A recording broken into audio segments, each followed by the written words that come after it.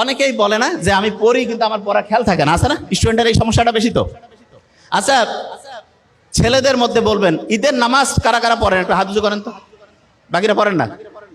ঈদের নামাজ প্রত্যেকেই পড়ি। আচ্ছা, তাহলে ঈদের নামাজ যে পড়ি, ঈদের নামাজে রিয়েলি আপনাকে এবার হাত উঠাতে বলবো না, অনেকে ভুল করেন না, এদিক ওদিক তাকাচ্ছেন যে কি মানে যাবো নাকি হাত বাঁধবো, হয় না? 100% হয়। কিন্তু যখন আমি এই যে 5 ওয়াক্ত নামাজ পড়ি, এটাতে কি হয়? প্রশ্নই আসে না। কারণটা কি? কারণটা হচ্ছে, আপনি এখন বলতে পারেন যে ভাই আমরা তো ওই ঈদের নামাজ মাত্র সেরকম পড়ি নাই। আপনি হিসাব করে দেখেন, প্রত্যেক বছরে 2 বার করে আপনি ঈদের নামাজ পড়েন। আপনি যদি 20 বছর ধরে নামাজ পড়তেছেন, 40 বার পড়ছেন, কিন্তু তারপর আপনার খেয়াল থাকে না। কারণটা কি? কারণটা হচ্ছে ওই যে একটু আগে বলছিলাম, যা কিছু পড়ি 1 সপ্তাহ পরে 80% ভুলে যাই। আপনি ঈদের নামাজ পড়েন তো বছরে 2 বার, আপনার পড়ার যে টেকনিকটা, যে নিয়মটা, সেটা শর্ট টার্ম মেমোরিতে থাকে, লং টার্মে আর রিজার্ভ হয় না। কিন্তু আপনি রেগুলার যে 5 ওয়াক্ত নামাজ পড়েন, এটা আপনার লং টার্ম মেমোরিতে রিজার্ভ হয়ে যায়। এই জন্য ঈদের নামাজটা, এইটা থেকে একটা পড়ার টেকনিক বের করা যায়। সেটা কি? অনেক স্টুডেন্ট আছে বছরে একটা চ্যাপ্টার পড়লো, 6 মাস নাই, আর হঠাৎ করে বই থেকে প্রশ্ন করছে, জিজ্ঞাসা করছে, উত্তর দিতে পারতেছে না। কেন পারে না? কারণ পড়াটা শর্ট টার্ম থেকে হারাই গেছে। লং টার্মে যদি পড়াটা রিজার্ভ করতে চাই, তাহলে যেটা করতে হবে সেটা হচ্ছে ভুলে যাওয়ার আগে রিভিশন দিতে হবে। আমরা যে নামাজ পড়ি, প্রত্যেকদিন 5 ওয়াক্ত নামাজ পড়তেছি না? একে সূরা ফাতিহা কমন, দরকার কি? আল্লাহ তো কইতে পারতো যে দিনে একবার পড়বা, একটু করে পড়লে হবে। নো, 5 বার রাখছে এই কারণে। দেখবেন মুহাম্মদ সাল্লাল্লাহু আলাইহি ওয়াসাল্লামের একটা হাদিস আছে, দিনে যদি 5 বার কেউ গোসল করে, তাহলে তার শরীরে কোনো ময়লা থাকে না। না, আমাদের শরীর যত দ্রুত ময়লা হয়, তার চাইতে দ্রুত ময়লা হয় আমাদের ব্রেন। যে কি কোন ভাই, ব্রেন ময়লা হয়? হ্যাঁ। এবং ব্রেন যদি ময়লা হয়, তখন হয় কি? ডিপ্রেশন হয়, অ্যাংজাইটি হয়, ঠিকভাবে ঘুম আসে না। তা ব্রেনটা পরিষ্কার করার জন্য প্রত্যেকদিন 5 বার গোসল করার চাইতে উপকারী জিনিস নামাজের ব্যবস্থা আল্লাহ করছে। তার মানে নামাজ এটা ব্রেন পরিষ্কারের একটা সেরা বুদ্ধি। কিভাবে পরিষ্কার হয়? ওই যে বিজ্ঞানীরা দেখছে, নোবেল বিজ্ঞানীরা, যে সবচাইতে ভালো কোনটা?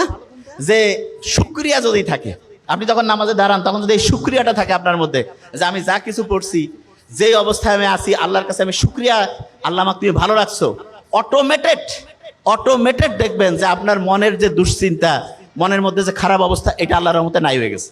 দেখুন, বিভিন্ন সময় অনেক লোক আছে না, এই যে রোজার সময় রোজা রাখে অনেক সময়, আবার অনেকে বছরে 2 দিন করে প্রতি সপ্তাহে সপ্তাহে রাখে। বিজ্ঞানীরা দেখতেছে আমাদের শরীরের যে ফাইটিং সিস্টেম আছে না, রোগ প্রতিরোধ ব্যবস্থা, এইটা ওই যে গাড়ি ওয়ার্কশপে গিয়ে পরিষ্কার করে না, এরকম আমাদের রোগ প্রতিরোধ ব্যবস্থাটা পরিষ্কার করার জন্য যতগুলো সিস্টেম আছে, তার মধ্যে নাম্বার 1 হচ্ছে রোজা রাখা। তা আল্লাহ যে বলছে যে রোজা তোমার জন্য ফরজ করছি, আর এটার যে কল্যাণ, এটা যদি তুমি বুঝতা। বিজ্ঞানীরা এখন দেখতেছে না, প্রত্যেক দিন আমরা যে রোজা রাখতেছি, প্রত্যেক মাসে যে এরকম করে এক্সট্রা যদি রোজা রাখি, তাহলে আমাদের শরীরটা ক্লিন হয়ে যায়। তা এই জিনিসগুলো আমি এই কারণে বললাম যে আপনি ইসলামের সাথে যদি থাকেন, তাহলে আপনি সবচাইতে বেশি উপরের দিকে যাবেন, সবচেয়ে বেশি সেরা হবেন। ওই যে চিঠির কথা, খেয়াল আছে? খেলা রয়ে গেছে, পেটের মধ্যে খিদে লাগছে, আমি বুঝতে পারছি। একটা জিনিস আগে ক্লিয়ার করে দেই, ওই যে বক্সের মধ্যে যে 2টা চিঠি পাইছিল, খেলারাই ফেলছেন এখনই, দেখছেন ব্রেন সব ধ্বংস হয়ে যাচ্ছে। এটা কেমন কথা? ওই চিঠির মধ্যে প্রথম চিঠিতে তো বলছে কত টাকা পয়সা লাগবে, সব ছিল। দ্বিতীয় যে চিঠি, সেখানে কয়েকটা বুদ্ধি দেওয়া ছিল, অবাক হয়ে যাবেন। প্রথম বুদ্ধিটা ছিল, তুমি যে অবস্থায় আছো হাসি খুশি থাকো। দেখেন তো, তুমি যে অবস্থায় আছো হাসি খুশি থাকো, এটা প্রথম অ্যাডভাইস দিয়ে রাখছে। ওই ও আচ্ছা, এটা বোধহয় অনেকের মাথায় আসে নাই যে ভাই ওই বক্সটা আসলো কোথার থেকে? বক্সটা আসছে আপনার মিশরের পিরামিডের নাম শুনছেন? আচ্ছা, অনেকে মনে করে মিশরের পিরামিডে বোধহয় লাশ থাকে না, এটা মনে করেন না অনেকে?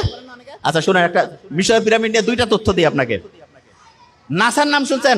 ওয়াশিংটনে আছে নাসা, মহাকাশ গবেষণা কেন্দ্র।